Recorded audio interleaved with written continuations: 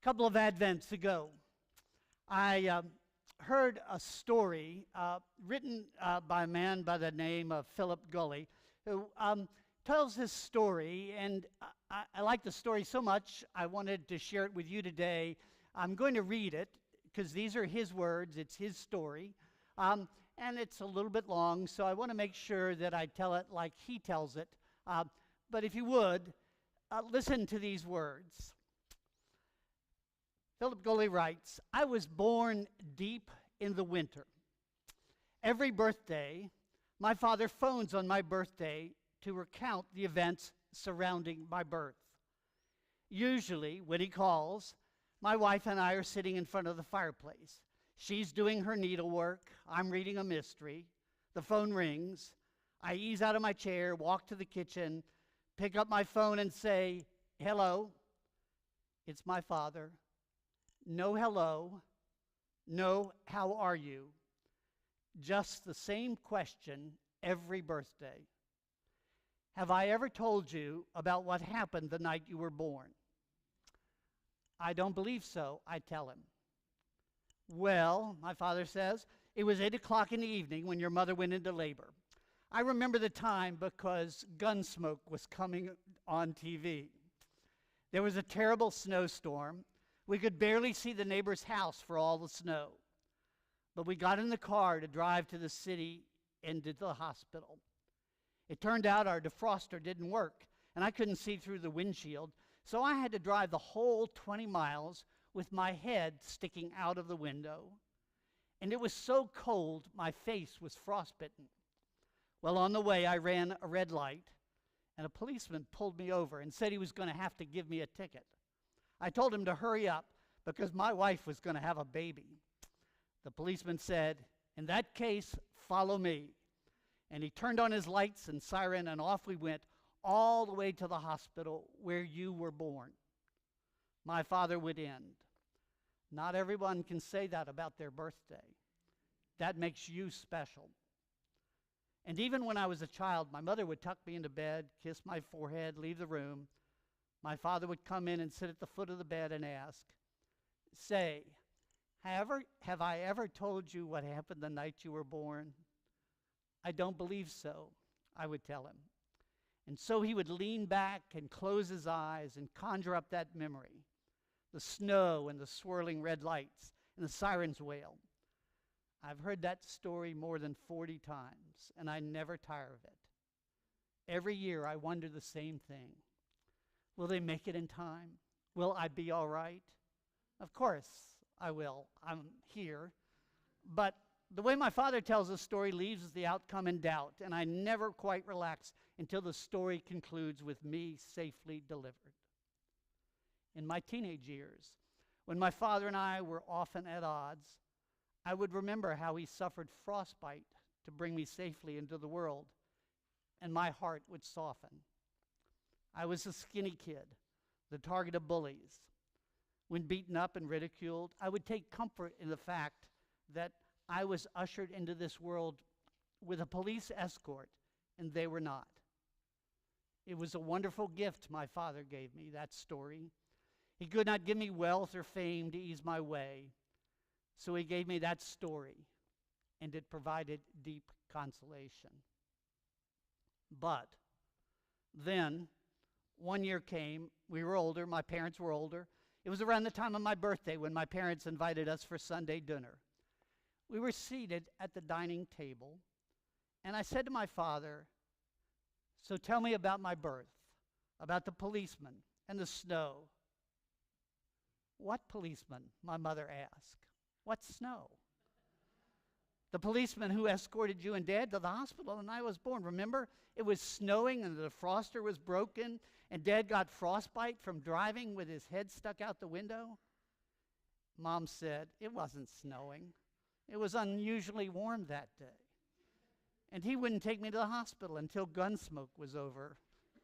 It was his favorite show, you know." I looked across the table at my father. He smiled, winked, and said nothing. Those crazy details were all make-believe.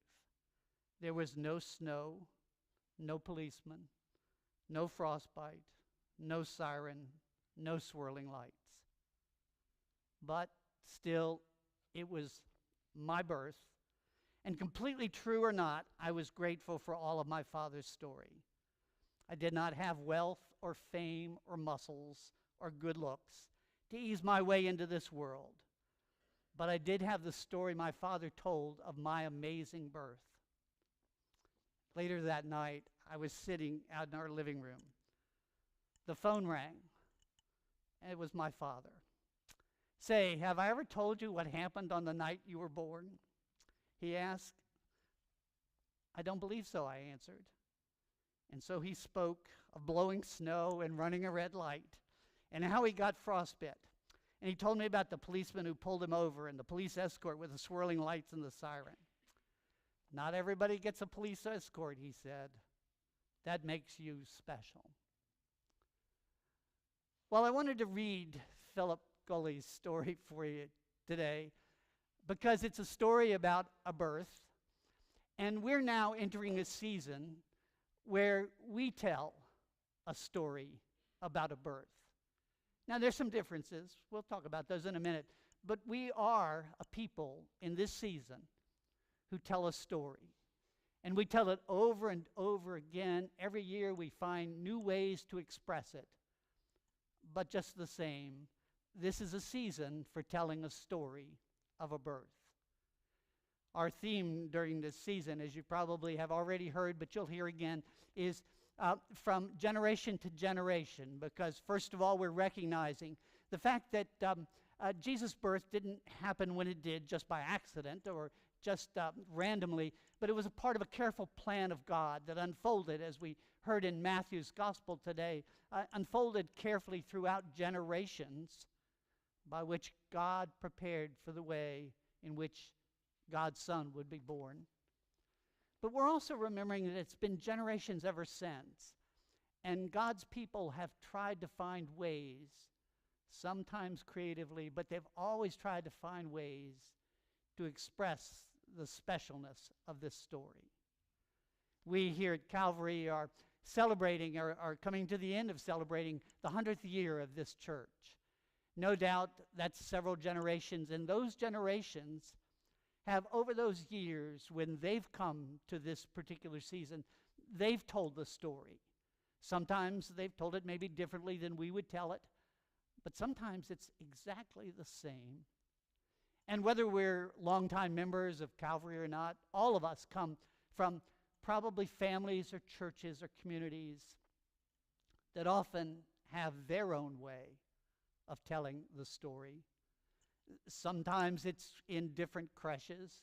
Sometimes it's in special foods. Sometimes it's a custom. But always at its heart is a story that's being told again and again because we're just trying to describe an amazing birth. Now, there's a little bit of difference between our story that we're telling and the story that Philip Gulley tells, because he's talking about a story his father tells in order to demonstrate to him how important he is. We tell our story not as much to talk about the baby that's being born as to talk about ourselves, because the story is about how God rescued us, how when we were lost and had wandered far from God, God did the ultimate thing of sending God's own Son to be born, to live like us, to live amongst us, to teach us, and then ultimately to die for us, that we might be renewed, forgiven, given new life. Again, the story is about the baby, but it's about what the baby was for us. And that's why we tell it over and over again and find ways to express it so that we can capture the amazing thing that God did. Now, I want to be honest, say sometimes we're as guilty as Philip Gulley's father in exaggerating. That is, sometimes when we tell the story, we put a little drummer boy in it, and he rub-a-pum-pums. Sometimes when we tell the story, we have friendly beasts who are talking to one another. And we maybe sing that. Sometimes we tell the story, we put an innkeeper in, or an innkeeper's wife, or an innkeeper's wife and their son. Sometimes we put a fourth magi in because he gets lost along the way. Again, all of those things we're exaggerating because those aren't in the Bible's story of the birth. But what I tell you quickly today is I don't think that's a problem. I don't think that if we sometimes exaggerate, I think that's okay. Because after all we're trying to do is to capture the magic of what happened, so that the story would never get old and we would just receive it kind of in a ho-hum way. No, what we're trying to do is to put our finger on the fact that something incredible took place long ago.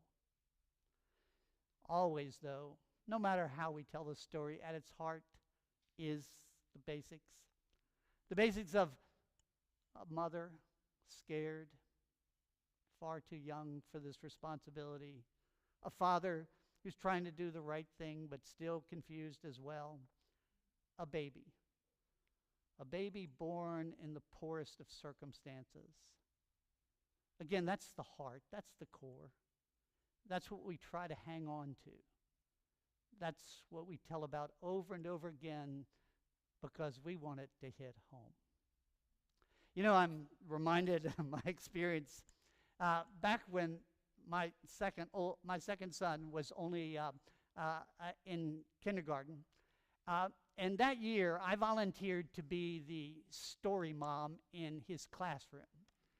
Now, I'm dating that somewhat because hopefully they've gotten a little bit more progressive. And the person who comes in to read in that classroom is no longer referred to as the story mom. But that was what they did. And so that year, nobody else volunteered except me. So I think they had a special meeting, and they decided that at least for 1 year, they would allow me to be the story mom. And so it was my job once a week to come in and to read either a book or a story to the kids in that kindergarten class, which is what I did. But you know, when I started doing that, I got to confess to all of you, I was a little nervous and a little bit worried about what would happen if I came in and read a story to the kids that they had already heard. I was scared they were going to be bored out of their minds, or they think to themselves, you know, I've already heard this. And so I started out with good intentions that every time I came in there, I was going to have a brand new story to read.